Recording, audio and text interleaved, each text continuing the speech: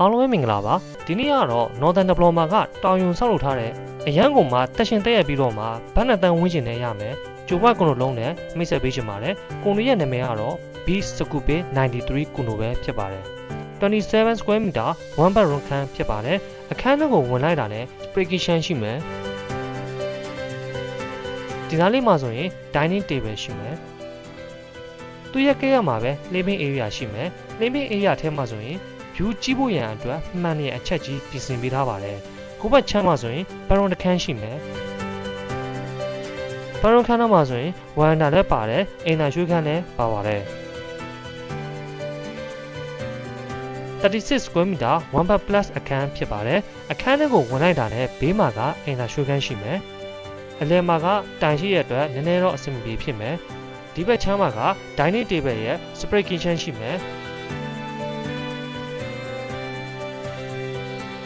ဒီနာကဲရမှာတယ်မယ်လိုက်လွင့်ပြီးတက်မွန်ရတဲ့အခန်းလှုပ်ထားပေးပါတယ်ဆက်တော့လိုက်မယ်ဆိုရင် living area ရှိမယ်ထုံးစံအတိုင်းပဲ view ကြည့်ရအောင်မှန်အချက်ကြီးတုံထားပါတယ်